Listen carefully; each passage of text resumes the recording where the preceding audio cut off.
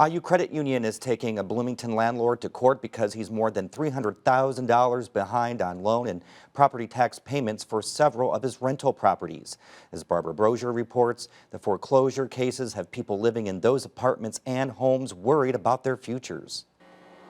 Residents living at Shamrock Point Apartments in Bloomington got an unusual knock on their doors earlier this year. It was the sheriff, which is never a good news generally. So he had a large packet of paper and just said roughly that our landlord was in court for something to do with something, and that they could be seizing his property because of it. Shamrock Point is one of 9 rental properties run by Pendragon Properties owner Jeffrey Jones that's facing foreclosure.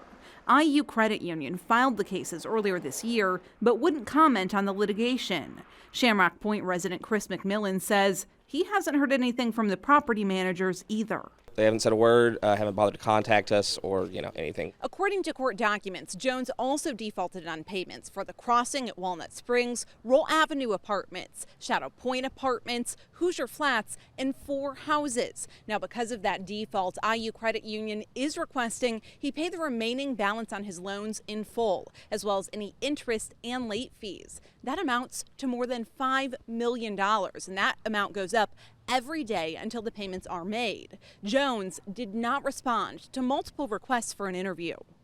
The tenants and City of Bloomington are also named in the civil suits because they have an interest in the outcome of the cases.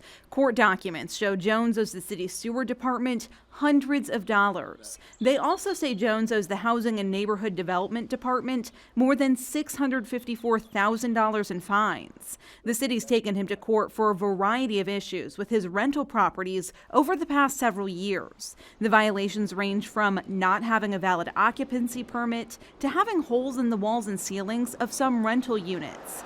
Hand director Doris Sims says all rental properties must be registered with the city and are subject to inspections. If a property isn't in compliance and the owner doesn't fix the violations in a timely manner, the city can take legal action. We look at it on a case-by-case basis, how long the property has been out of compliance.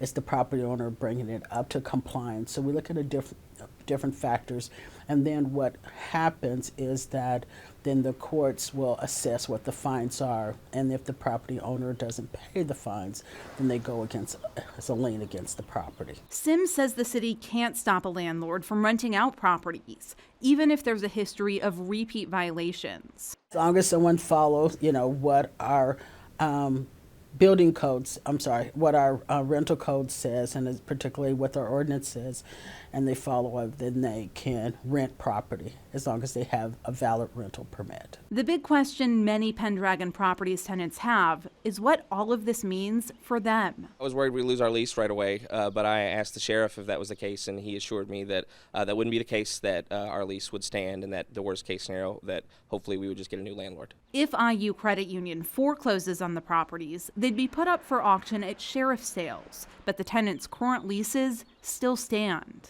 We may stay, we may move, it just depends on what happens. For Indiana News Desk, I'm Barbara Brosier.